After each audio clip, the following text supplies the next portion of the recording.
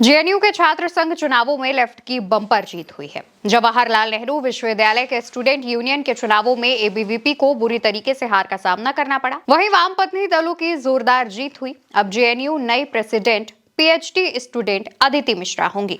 इसके अलावा vice president के गोपिका, general secretary Sunil Yadav, joint secretary post पर दानिश अली की जीत हुई है। ये चारों लेफ्ट यूनाइटेड के उम्मीदवार हैं। दरअसल इस बार के स्टूडेंट यूनियन इलेक्शंस में लेफ्ट ने ऑल इंडिया स्टूडेंट्स और association AISA, students federation of India SFI, democratic students federation DSF ने गठबंधन में शामिल होकर चुनाव लड़ा था।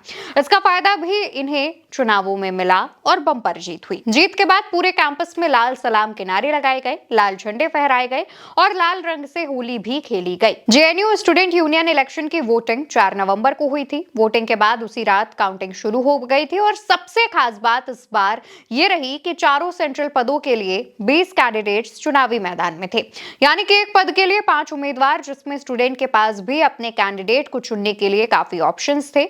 लेकिन जेएनयू के छात्र संघ चुनावों में लेफ्ट की जीत ये बताती है कि वहां पर लेफ्ट का वर्चस्व अभी भी कायम है। तो वहीं एबीवीपी से जुड़े छात्रों के मुंह लटके नजर आए, क्योंकि हर सीट पर एबीवीपी लगभग दूसरे या फिर तीसरे नंबर पर रही। जानकारी के मुताबिक एबीवीपी पर पिछले साल की जीत और सरकार में सत्ता पक्ष में होने की बात काफी ज्यादा हावी नजर आई, जिस वजह से लोग एबीवीपी से कनेक्ट नहीं हुए और इसका फायदा लेफ्ट को मिला। जेएनयू के इस चुनाव में लेफ्ट ने हॉस्टल मेस, महिलाओं की सुरक्षा, जेंडर इक्वालिटी यानी महिला पुरुष में समानता, ट्रांसपेरेंसी और कैंपस की सुविधाओं का मुद्दा उठाया।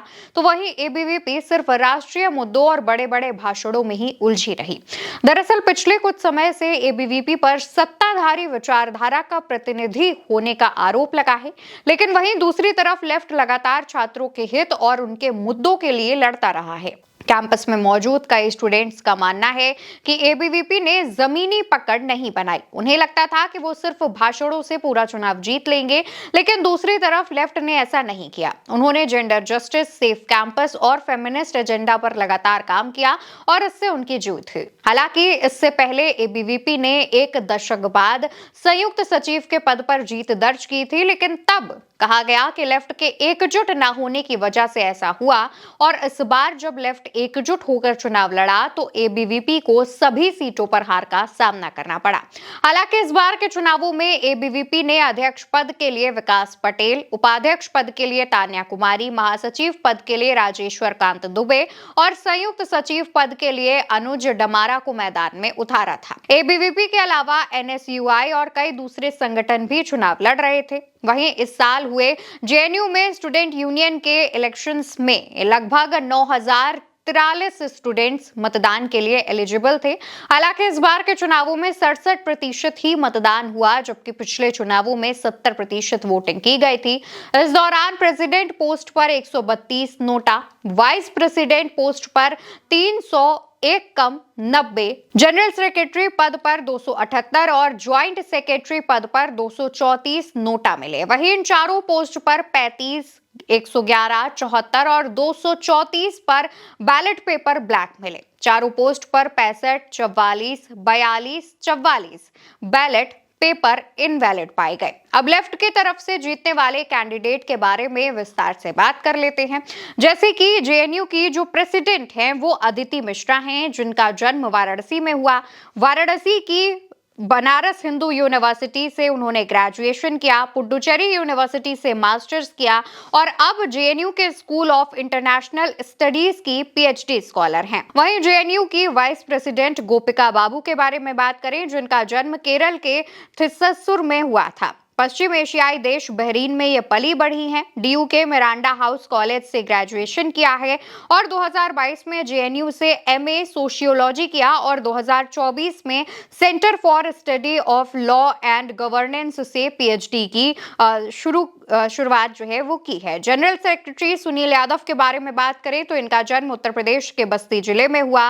बागपत में शुरुआती पढ़ाई हुई, दिल्ली यूनिवर्सिटी से ग्रेजुएशन किया, जेएनयू से मास्टर्स किया।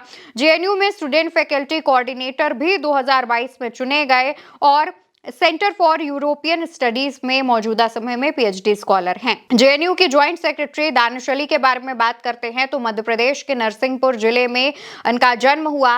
वहीं से उनकी जो पढ़ाई है वो हुई। स्टेट लेवल की थ्रोबॉल और क्रिकेट खिलाड़ी रही। डीयू के श्री गुरु तेग बहादुर खालसा कॉलेज से हिस्ट्री में ग्रेजुएशन किया। जेएनयू के स्कूल ऑफ सोशल साइंसेज से हिस्ट्री में मास्टर्स किया और फिर एसएसएस के सेंटर फॉर हिस्टोरिकल स्टडीज की पीएचडी स्कॉलर हैं। ये उन लोगों की जानकारी थी जिन्होंने जेएनयू में हुए जो छात्र संघ के चुनाव हैं, स्टूडेंट यूनियन के चुनाव हैं, उसमें उन्होंने जीत दर्ज की है। तमाम तस्वीरें भी देर रात सामने आई जहां पर सभी जो स्टूडेंट्स हैं वो अपनी जीत का जश्न मनाते हुए देखे जा रहे हैं। इस दौरान कैंपस में बड़े लेवल पर होली खेलने की बात भी सामने आई।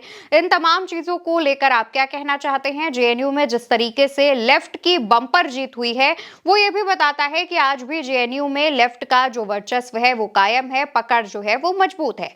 इसको लेकर आपकी जो भी राय हो कमेंट सेक्शन में जरूर बताइएगा। वीडियो उल्टा चश्मा यूसी पर देख रहे हैं। मेरा नाम अवंतिका है। नमस्कार।